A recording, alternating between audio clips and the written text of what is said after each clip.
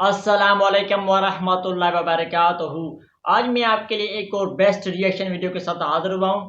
Engineer محمد علی مرزا کا بہترین بیان، کیا حضرت محمد صلی اللہ علیہ وسلم کے نام کی قربانی کر سکتے ہیں؟ محمد علی مرزا ایکسپلین کر رہے ہیں، بہترین بیان ہے، ویڈیو کو اسکپ نہیں کریں گے۔ رسول اللہ صلی اللہ علیہ وآلہ وسلم کی جانب سے یا اپنے فوت شدہ ماں باپ اور دیگر رشتہ داروں کی طرف سے قربانی دی جا سکتی ہے؟ دیکھیں جی، قربانی کے دنوں میں چند کریٹیکل کوسچن جو ہیں ان میں سے ایک یہ کوسچن بھی ہے۔ لوگ رسول اللہ صلی اللہ علیہ وآلہ وسلم سے اپنی محبت کا اظہار یہ بھی سمجھتے ہیں کہ آپ کی طرف سے جانور قربان کیا جائے۔ محبت کا اظہار تو اس میں تو کوئی بری چیز نہیں ہے، بلکہ یہ تو ہمارے ایمان کا حصہ ہے، لیکن وہ چیز مشروع بھی ہو۔ اس حوالے سے ایک حدیث پیش کی جاتی ہے جامع ترمذی اور سنن ابی داؤد سے کہ مولا علی علیہ السلام ہر سال 2 مینڈے قربان کرتے تھے۔ تو آپ سے کسی نے پوچھا آپ 2 مینڈے کیوں قربان کرتے ہیں؟ انہوں نے کہا مجھے نبی علیہ السلام نے وصیت کی تھی کہ اے علی میرے بعد بھی تم نے 1 مینڈا میری طرف سے قربان کرنا ہے۔ تو ایک میں اپنا کرتا ہوں، ایک نبی علیہ السلام کی طرف سے کرتا ہوں۔ اب یہ روایت جو ہے نا جی، یہ کمزور ہے، اس میں شریک القاضی مدلس ہیں اور ان سے روایت کر رہے ہیں، سما کی تصریح نہیں ہے۔ امام ترمذی نے اس حدیث کو لیا ہے لیکن اس پہ جرح کوئی نہیں کیا ہے، لیکن ساتھ ہی انہوں نے عبداللہ بن مبارک کا قول نقل کیا ہے کہ میت کی طرف سے قربانی درست نہیں ہے،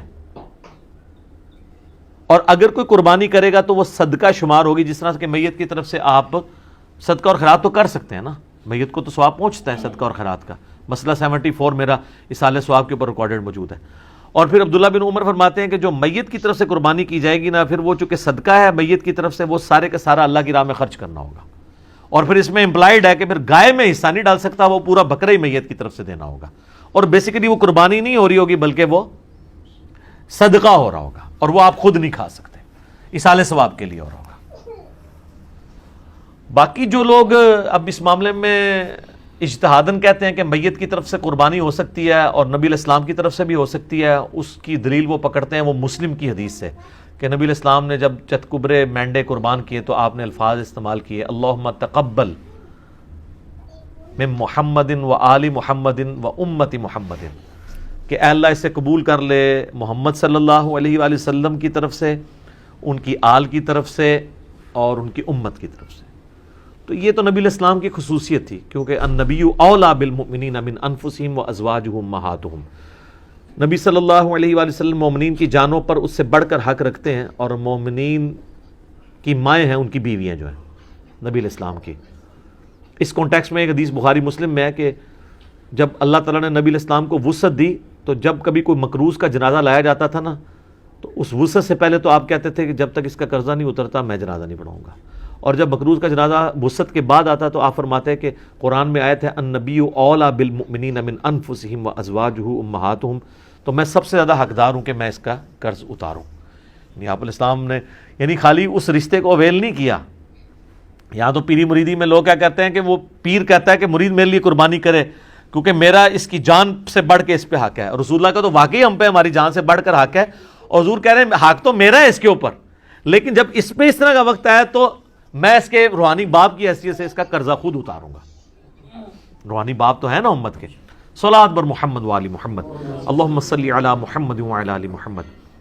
تو اس حدیث کے تحت لوگ کہتے ہیں کہ جی وہ جو نبی علیہ السلام نے کہا کہ میری طرف سے اور میرے گھر والوں کی طرف سے، آل کی طرف سے، امت کی طرف سے، تو کہتے ہیں پھر امت بھی اگر حضور کی طرف سے کر دے تو پھر میں یہ کہوں گا کہ یہ پھر مسئلہ اجتہادی ہے، ضعیف احادیث بھی اس کو سپورٹیو ہے، اگر کوئی دینا چاہتا ہے ضرور دے، لیکن گائے میں نہ حصہ ڈالے، اللہ سے ایک بکرا دینا چاہتا ہے ضرور دے۔ اور پھر جس طرح ابن مبارک نے فرمایا، عبداللہ ابن مبارک نے امام حنیفہ کے شاگرد ہیں، امام حنیفہ کے شاگردوں میں سے ہیں اور امام بخاری کے دادا استادوں میں سے، کہ پھر اس طرح کا گوشت خیرات کیا جائے گا۔ باقی یہ ہماری جذباتی ایفیلیشن ہے۔ مجھے بتائیں کہ رسول اللہ صلی اللہ علیہ وآلہ وسلم اس کام سے خوش ہوں گے جو انہوں نے امت کے ذمہ لگایا ہے کہ امت کرے، یا اس کام سے خوش ہوں گے جو امت کے ذمہ لگائے نہیں ہے اور امت دھونس اور زبردستی کے ساتھ اتری ہوئی ہے؟ چلیں اگر آپ مولا علی والی حدیث سے پلی لیتے ہیں، وہ تو مولا علی کی ڈیوٹی لگائی نا، حضور نے امت کو تو نہیں کہا میرے بعد میرے نام کے کرتے رہنا، پھر بھی آپ اگر ان الفاظ پہ بھی جائیں گے تو وہ مولا علی کے لیے۔ اچھا اب آ جائیں یہاں پر اگر آپ کہیں عام امتی، تو عام امتی کے ذمہ جو کام ہے نا سر، وہ سورۃ الاعراف آپ پڑھ کے دیکھیں. میں نے پہلے بھی کئی دفعہ یہ چیز بیان کی ہے، میں آج پھر بیان کر دیتا ہوں. نبی علیہ السلام کا جہاں پہ ذکر ہے خیر آیا نا، کہ اگلی کتابوں میں آپ کا ذکر ہے، 157 نمبر آیت ہے. اللہ تعالیٰ نے فرمایا اعوذ باللہ من الشیطان الرجیم الذین یتبعون الرسول النبی الامی الذی یجدونہ مکتوبا عندہم فی التوراۃ والانجیل. یہ اس نبی امی کی پیروی کر رہے ہیں جس کا ذکر لکھا ہوا پاتے ہیں اپنے پاس تورات اور انجیل کے اندر. یأمرہم بالمعروف وینہاہم عن المنکر، جو کہ انہیں نیکی کا حکم دیتے ہیں، ان کو برائی سے روکتے ہیں. وَيُحِلُّ لَهُمُ الطَّيِّبَاتِ، اور حلال کر چیزیں ان پر پاکیزہ چیزیں حلال کرتے ہیں.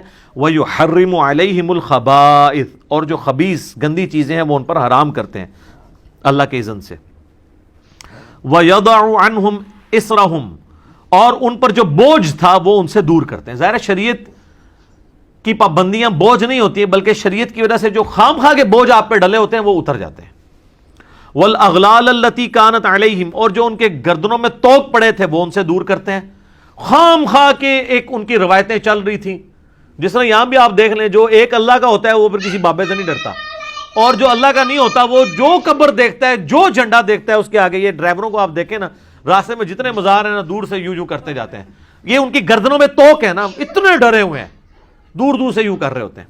تو نبی علیہ السلام نے سب جھوٹے خداؤں کو سائڈ پہ کر کے ایک خدا کا تعارف کروایا، اور ہم نے آپ کو سارے جھوٹے بابوں سے ہٹا کے رسول اللہ کے قدموں تک پہنچایا. ما ضل صاحبکم وما غوی صلی اللہ علیہ وآلہ وسلم. پھر اللہ تعالیٰ ماتا ہے فالذین آمنوا بہ، پس جو لوگ ان پر ایمان لائے، وعزروہ ونصروہ، اور ان کی عزت کی اور ان کی مدد کی. واتبعوا النور الذی انزل معہ، اور پیروی کی اس نور کی یعنی قرآن کی جو ان کے ساتھ نازل ہوا. اولئک هم المفلحون، ایسے ہی لوگ ہیں جو فلاح پا گئے. تو اللہ تعالیٰ فرما رہا ہے کہ رسول اللہ صلی اللہ علیہ وآلہ وسلم کے ساتھ محبت کا تقاضا یہ ہے کہ آپ ان پر ایمان لاؤ، قرآن کی پیروی کرو، اور رسول اللہ کی اس کاز میں جس کاز کے لیے وہ دنیا میں آئے ان کی مدد کرو.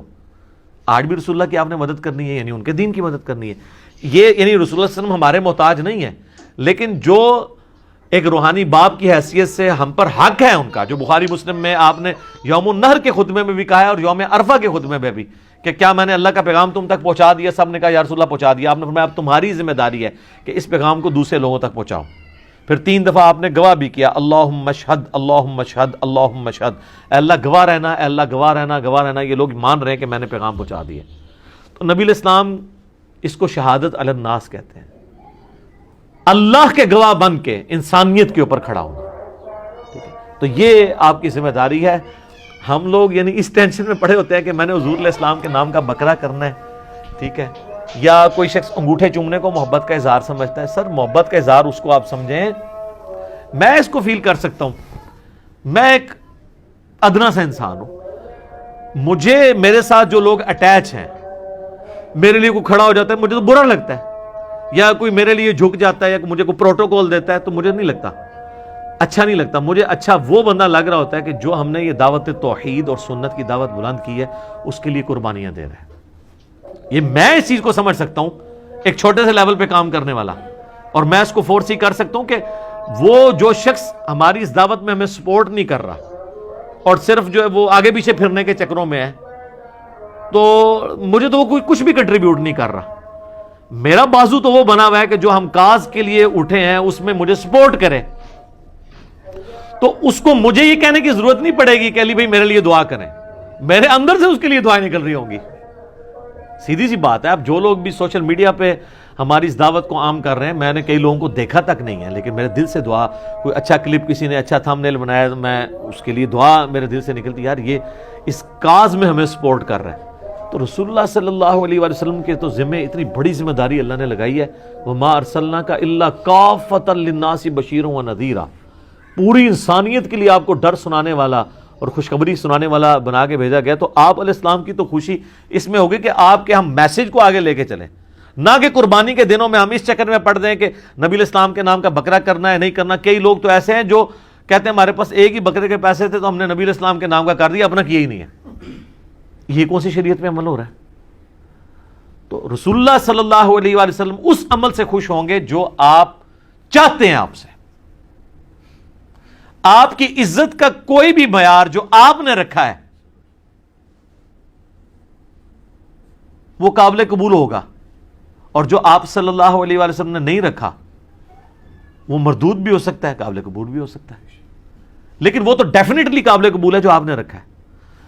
جامعہ ترمذی میں موجود ہے، ابو داؤد اور ابن ماجہ میں ڈیٹیل حدیث ہے، اور اس حدیث کے اندر شریک القاضی مدلس ہیں، لیکن سما کی تصریح سنن کبری البیہقی میں موجود ہے کہ ایک صحابی قیس بن سعد کہتے ہیں میں کوفے کے پاس ہیرا نامی شہر میں گیا تو میں نے دیکھا لوگ اپنے سردار کو سجدہ کرتے ہیں. تو جب میں مدینہ سے واپس آیا تو میں نے حضور علیہ السلام کو سجدہ کیا. آپ نے فرمایا سر اٹھا، یہ کیا کر رہا ہے؟ جب میں فوت ہو جاؤں گا تم میری قبر سے گزرو گے تو کیا اس پہ بھی سجدہ کرو گے؟ ان کا نہیں یا رسول اللہ.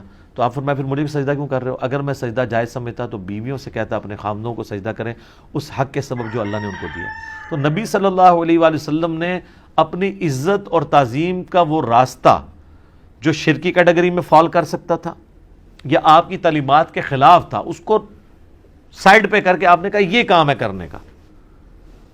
آپ دیکھیں کئی صحابہ ہیں جو حضور کی وفات کے وقت وہاں موجود نہیں تھے. وہ بڑی دردناک حدیث ہے. معاذ بن جبل کو جب حضور علیہ السلام نے یمن کا گورنر بنا کے بھیجا تو آپ جو ہے وہ گھوڑے کے ساتھ پیدل چل رہے تھے اور چھوڑنے ہیں، اور آپ نے پھر فرمایا تھا کہ ہو سکتا ہے معاذ اب اگلی دفعہ آؤ تو تم میری قبر پہ آؤ. تو انہوں نے کہا یا رسول اللہ میں تو میں آپ کا آخری دیدار بھی نہیں کر سکوں گا.